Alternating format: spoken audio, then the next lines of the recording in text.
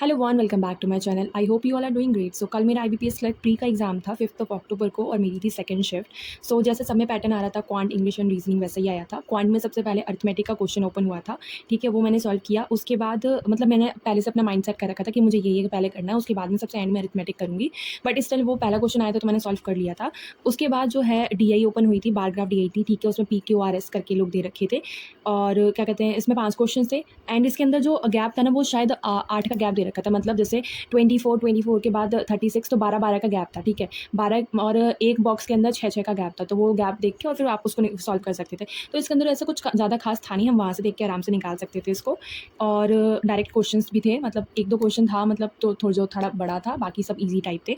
उसके बाद table DI थी, उसमें मेल और फीमेल थे और 3 ट्रांसपोर्ट थे उसके अंदर, ट्रेन, बस और एक और कुछ था वो मुझे याद नहीं आ रहा, कार थी आई गेस। तो उसमें 3 ट्रांसपोर्ट थे, टेबल बेस्ड थी, तो उसके लिए भी जो है डेटा नोट करने की ज़रूरत नहीं थी, वहाँ से डायरेक्ट क्वेश्चन कर। फिर उसके बाद ना सिंप्लीफिकेशन के क्वेश्चन थे। फिर सिंप्लीफिकेशन के क्वेश्चन आई गेस 10 या 11 होंगे, आई गेस 10 हैं। तो मतलब उसमें ऐसा कुछ ज़्यादा खास नहीं, हाँ कुछ क्वेश्चन थे जिनके अंदर मल्टीप्लिकेशन डिवाइड करके कुछ ज़्यादा ही दे रखा था, तो वो मतलब करने में थोड़ा टाइम जा रहा था। मतलब 2 बार मेरे को क्वेश्चन सॉल्व करने पड़े वो, क्योंकि बहुत ज़्यादा कन्फ्यूजन हो रही थी उस टाइम। बिकॉज जो हम घर पे करते हैं ना उससे बिल्कुल अपोजिट हो जाता है एग्जाम में। घर पे हम बहुत फ्री माइंड से जो है मॉक सॉल्व करते हैं, लेकिन एग्जाम में बहुत ज़्यादा प्रेशर होता है, बिकॉज हमें पता होता है एक भी क्वेश्चन अगर हमने गलत किया तो ये हमारा सिलेक्शन जो है रुकवा सकता है, तो वहाँ बहुत ज़्यादा टेंशन रहती है। तो इसलिए 2-2 बार काफ़ी सारे क्वेश्चन में कैलकुलेशन करनी पड़ी। एंड उसके बाद अरिथमेटिक के क्वेश्चन मैंने जैसे बताया, फर्स्ट क्वेश्चन मैंने वो किया था, उसके बाद और मैंने अरिथमेटिक के क्वेश्चन किए थे। एंड कुछ क्वेश्चन के जो मुझे आंसर अभी याद है, एक का आंसर 420 था, मुझे वो क्वेश्चन याद नहीं है लेकिन मुझे आंसर याद है, उसका 420 आंसर था। एक एज बेस्ड क्वेश्चन था जिसमें बी की एज 24 आ रही थी, ठीक है। और एक और क्वेश्चन था अपस्ट्रीम डाउनस्ट्रीम करके था, और उसके अंदर अपस्ट्रीम की स्पीड निकालनी थी एंड में, तो उसका आंसर 9 था। एंड ऐसे करके कुछ और क्वेश्चन थे। एक वो कंसेक्यूटिव सेट वाले जो क्वेश्चन होते हैं, ए में जो है ऑड नंबर का सेट था और बी में इवन नंबर का सेट था। आई गेस उसमें हाईएस्ट नंबर निकालना था, तो उसका 28 आंसर आया था। तो ऐसे करके कुछ क्वेश्चंस जो मुझे याद थे मैंने वो बता दिए, ठीक है। इसके अलावा आई गेस एक और क्वेश्चन था जिसमें हमें वो पता नहीं वो CISI का था या पार्टनरशिप का था, लेकिन उसके अंदर 3300 समथिंग मेरा कुछ आया था।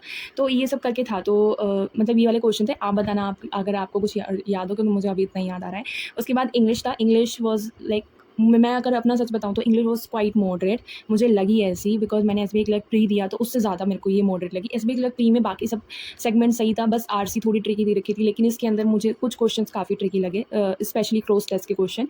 बाकी मैं बता देती हूँ, RC मतलब ईजी टाइप में ही थी, बस जो ट्रू फॉल्स के थे उसमें थोड़ा सोचना था, बाकी सब ठीक था, RC बन गई थी आराम से। सिनोनिम पूछे थे 2 क्वेश्चन, 2 वर्ड के, एक मेजॉरिटी और एक पुल। मैंने उसका आंसर दे रखा, मेजॉरिटी का मोस्ट था और पुल का मैंने अट्रैक्ट किया है। बाकी आप बताना आपने क्या किया। उसके बाद एरर स्पॉटिंग के क्वेश्चन ठीक ठाक आए थे, मैंने शायद एक स्किप किया है एरर स्पॉटिंग का।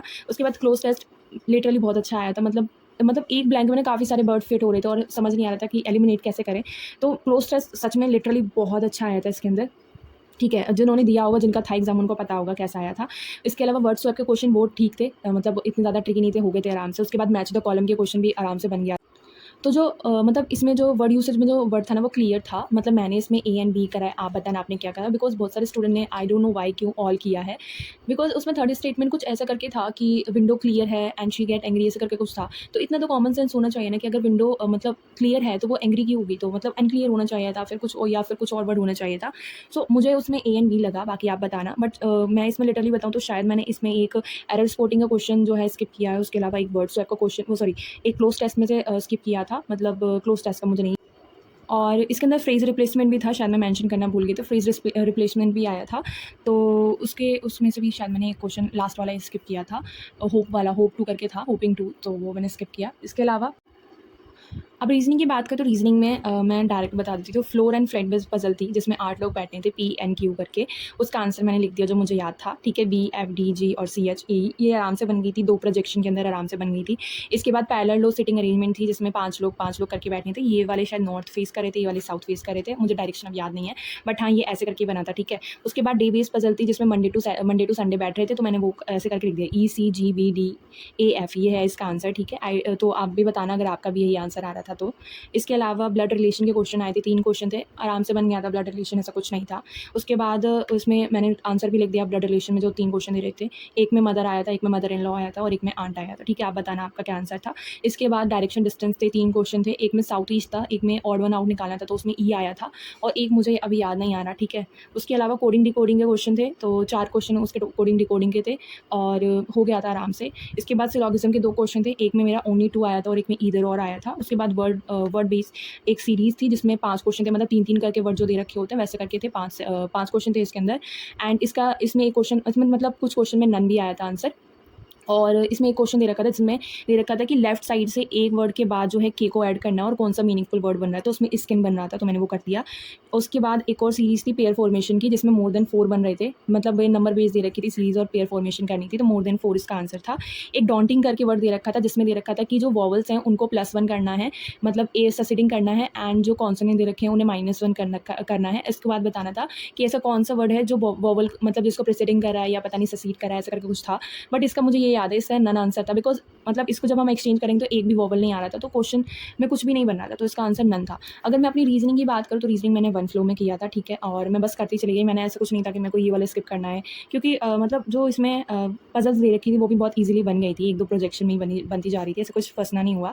तो रीजनिंग मेरी मतलब 15 मिनट के अंदर हो चुकी थी, एंड लास्ट के जो 5 मिनट बचे थे मैंने आराम से मतलब दोबारा से जो है सारे क्वेश्चन देख लिए थे, मतलब पजल तो ऑफकोर्स नहीं देखी, बट जो छोटे-छोटे मिसलेनियस के क्वेश्चन जहाँ पे हम गलती कर देते हैं, जैसे सिलोगिज्म है, ब्लड रिलेशन है, ये सब मैंने 2-2 बार देख लिए थे, बिकॉज़ टाइम बचा था, कुछ करने को था नहीं, तो फिर मैंने कर लिया। तो मैं अपने ओवरऑल अटेम्प्ट की बात करूँ तो मैथ्स में आई अटेम्प्टेड 33 क्वेश्चन, मतलब एक वो था क्या कहते हैं, जो मैं सबसे लास्ट में वो कर रही थी ना, उसमें ट्रक और ट्रेन की स्पीड दे रखी थी, और उसमें शायद से जो है मतलब एंड में आंसर निकालना था, तो वो मतलब ऑलमोस्ट मेरा क्वेश्चन हो चुका था, लेकिन टाइम अप हो गया था, नहीं तो 33 हो जाते। इसके बाद इंग्लिश में मैंने बताया था, मैंने 3 क्वेश्चन स्किप किए थे, तो मेरी इंग्लिश में 27 हुए। आई डोंट नो कि लोगों ने 30 में से 30 कैसे किए हैं, मतलब मुझे तो सच में इंग्लिश थोड़ी मॉडरेट साइड लगी, बट स्टिल ठीक है, अब हो सकता है जिसकी बहुत अच्छी तैयारी हो उसने कर भी ली हो। एंड उसके बाद रीज़निंग में मेरे टोटल 35 ही हैं, ठीक है, और रीज़निंग बहुत मतलब इसमें सबसे अच्छी मुझे रीज़निंग लगी, उसके बाद मैथ्स, और सबसे एंड में इंग्लिश बोलूँगी, क्योंकि इंग्लिश थी यार मॉडरेट साइड, जिनका एग्जाम होगा उनको पता होगा। बाकी अगर मैं एक्यूरेसी की बात करूँ तो मैथ्स एंड रीज़निंग में तो मैंने 100% एक्यूरेसी दी है, बट हाँ, इंग्लिश में कुछ question may be get wrong, because होता ही है इंग्लिश में यार, थोड़ी एक्यूरेसी का इधर से उधर हो ही जाती है। बाकी मैं सिर्फ इतना ही बोलूँगी जिनका भी एग्ज़ाम हो चुका है उनको, कि अगर किसी के अटेम्प्ट कम भी है ना, तो मैं नहीं बोलती कि उसको डिमोटिवेट होना चाहिए, बिकॉज़ आप अपने मार्क्स आप अपने अटेम्प्ट जो है किसी से कंपेयर नहीं कर सकते, बिकॉज़ सबका स्टेट अलग है, सबकी शिफ्ट अलग थी, एंड सबकी स्टेट में वैकेंसीज़ अलग है, और सबकी कट ऑफ भी अलग-अलग जाएगी, तो आप मतलब बोल ही नहीं सकते। एंड सबसे बड़ा फैक्टर अभी जो बचा हुआ है वो है नॉर्मलाइज़ेशन। 8 शिफ्ट में पेपर हुआ है, ऑफ कोर्स नॉर्मलाइज़ेशन होगा, हमें नहीं पता कि हमारी शिफ्ट ईज़ी थी या हार्ड थी, नॉर्मलाइज़ेशन में मार्क्स मिलेंगे या घटेंगे, वो सिर्फ आईबीपीएस डिसाइड करता है। तो अभी नॉर्मलाइज़ेशन बाकी है, देखते हैं क्या होगा क्या नहीं होगा। आपने अपनी तरफ से कर दिया, दैट्स सफिशिएंट।